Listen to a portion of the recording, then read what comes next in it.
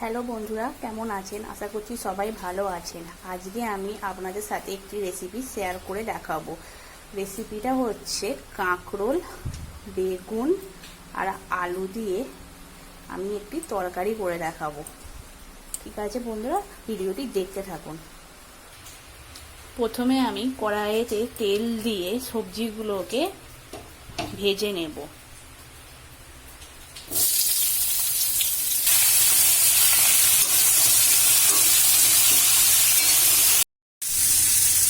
হালকা পরিমাণ ভাজা হয়ে এলে এতে আমি সামান্য পরিমাণ বড়ি দিয়ে দিলাম এবং এটাকে ভালো করে ভেজে নিতে হবে সবজিগুলোর সাথে।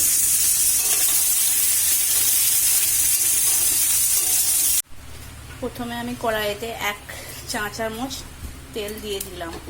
এবার এতে সামান্য পরিমাণে জিরে ফোড়ন দিয়ে নেব। তারপর কাঁচা লঙ্কাগুলো দিয়ে দিলাম। এবার এর উপর কেটে রাখা পেঁয়াজ কুচিগুলোকে দিয়ে ভালো করে ভেজে নেব। যাতে পেঁয়াজগুলো তাড়াতাড়ি ভাজা হয়ে যায় তার জন্য আমি সামান্য পরিমাণে নুন দিয়ে দিলাম। 80% কুক হয়ে গেলে আমি টমেটোগুলো দিয়ে দিই। পেঁয়াজ টমেটো ভালো করে ভাজা হয়ে গেলে এতে এবার আমি একে একে মশলাগুলো দিয়ে দিলাম। 1 চা চামচ আদা রসুন বাটা দিলাম, 1 চা চামচ লঙ্কা গুঁড়ো দিলাম, 1 চা চামচ হলুদ গুঁড়ো দিলাম, 1 চা চামচ কাশ্মীরি লঙ্কা গুঁড়ো দিলাম এবং অল্প পরিমাণে চিনি দিয়ে মশলাটাকে ভালো করে নেড়ে চেড়ে নিতে হবে।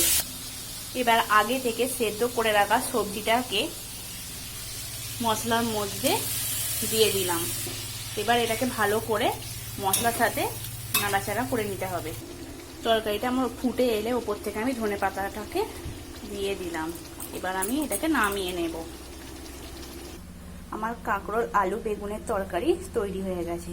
ভিডিওটি ভালো লাগলে বন্ধুরা লাইক, কমেন্ট অ্যান্ড সাবস্ক্রাইব করুন।